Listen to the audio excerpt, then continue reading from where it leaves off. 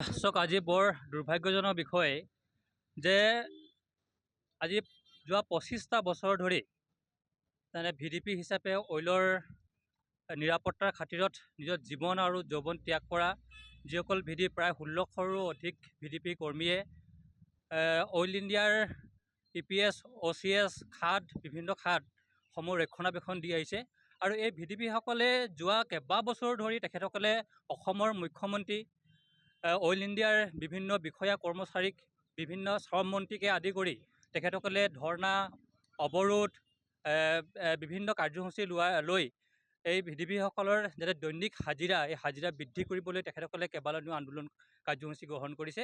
তাৰ পাছতো কিন্তু অইল ইণ্ডিয়া বা অসম চৰকাৰে কোনো ধৰণৰ গুৰুত্ব প্ৰদান কৰা নাই। এয়া খুব দুৰ্ভাগ্যজনক কথা। আৰু স্বাধীন ছাত্ৰ সন্থাৰ তৰফৰ পৰা আমি গৰিহণা জনাইছোঁ, ধিক্কাৰ জনাইছোঁ। আজি যিটো সময়ত মূল্যবৃদ্ধিৰ চৰম সীমাত উপনীত হৈছে, আজিৰ তাৰিখত পেট্ৰলৰ ডিজেলৰ দাম 100 টকাৰ ঘৰৰ ওপৰ হৈছে। সাধাৰণ এটা সৰু বস্তুৰ দামো 100 টকাৰ ওপৰত যদি মূল্যবৃদ্ধি হৈছে, সেই সময়ত ভিডিপি যিসকল 1600ৰো অধিক ভিডিপি এই অইল ইণ্ডিয়াক নিৰাপত্তা দি আহিছে, তেখেতসকলক কিন্তু মাত্ৰ 100 টকাত তেখেতসকলে 24 ঘণ্টা তেখেতসকলক খটুৱাই থকা হৈছে। গতিকে তেখেতসকলৰ যি ন্যূনতম যি হাজিৰা, এই হাজিৰাৰ লগতে তেখেতসকলৰ যি সা সুবিধা, এই সা সুবিধা অইল ইণ্ডিয়াই তেখেতসকলক প্ৰদান কৰিবলৈ আমি স্বাধীন ছাত্ৰ সন্থাৰ পৰা দাবী জনাইছোঁ।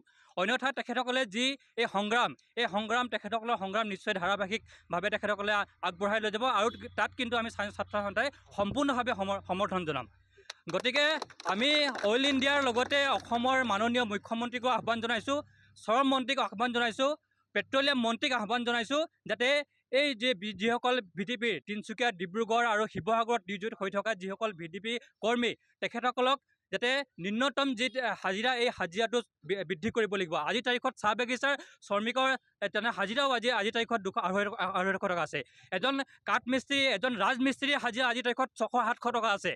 তাৰ তুলনাত কিন্তু যিসকল ভিডিপিয়ে 24 ঘণ্টা তেখেতসকলে মহ কামুৰিত, সাপৰ বিভিন্ন হাবি জংঘলত তেখেতসকলে কাম কৰি খাদসমূহ ৰক্ষণাবেক্ষণ দি থাকিলে, সেই ভিডিপিসকলক কিন্তু আজিৰ তাৰিখত অইল ইণ্ডিয়াই চৰম প্ৰতাৰণা কৰিছে, অসম চৰকাৰে চৰম প্ৰতাৰণা কৰিছে। গতিকে তেখেতসকলৰ ন্যায় যি দিয়ে, ন্যায়ৰ অধিকাৰ তেখেতসকলক যাতে প্ৰদান কৰিব লাগিব। তাৰ বাবে আমি স্বাধীন ছাত্ৰ সন্থাই এই ভিডিপিসকলৰ সম্পূৰ্ণ সহযোগিতা আগবঢ়াইছোঁ। অন্যথাই কিন্তু আমিও তেখেতসকলৰ সহযোগত কিন্তু স্বাধীন ছাত্ৰ সন্থাই অইল ইণ্ডিয়াৰ বিৰুদ্ধে কিন্তু কাৰ্যসূচী ল'বলৈ বাধ্য থাকিম। এই কথাটো আমি স্পষ্ট কৰি দিছোঁ। গতিকে যিমান অতি শীঘ্ৰে যাতে আজিৰ তাৰিখত অইল ইণ্ডিয়াৰ স্পষ্ট কৰি দিয়ক, জিলা প্ৰশাসনৰ মুৰব্বী আহক, ইয়াত অইল ইণ্ডিয়াৰ ঊৰ্ধ্বতম বিষয়ববীয়া আহি কিনে তেখেতসকলৰ যি দাবী, ন্যূনতম যি দাবী, এই দাবী যাতে পূৰণ কৰিবলৈ আজিৰ তাৰিখত তেখেতসকলক আহ্বান জনাইছোঁ। অন্যথা কিন্তু তেখেতসকলে, এই তেখেতসকলে অনিৰ্দিষ্ট যি কাৰ্যসূচী, বন্ধ কাৰ্যসূচী অইল ইণ্ডিয়াৰ লৈছে, ইয়াত কিন্তু সম্পূৰ্ণভাৱে স্বাধীন ছাত্ৰ সন্থাই সমৰ্থন জনাইছে। আমি টেঙাখাৰ থাকাৰ ডিব্ৰুগড় জিলা সমিতিৰ ইতিমধ্যে সভাপতি ডাঙৰীয়াও ইয়াত সমৰ্থন জনাইছে, তেখেতে ইতিমধ্যে টেলিফোনভাৱে আমাক জনাইছে।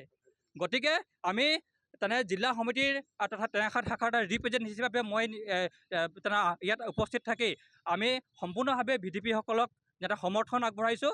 আৰু আমি পুনৰবাৰ দাবী জনাইছোঁ যাতে তেখেতসকলৰ যি ন্যূনতম সা সুবিধাকে আদি কৰি, যিসকল হাজিৰাকে আদি কৰি ন্যূনতম সকলো ধৰণৰ সা সুবিধা প্ৰদান কৰিবলৈ কিন্তু আমি আজিৰ এই প্ৰতিবাদস্থলীৰ পৰা আহ্বান জনালোঁ।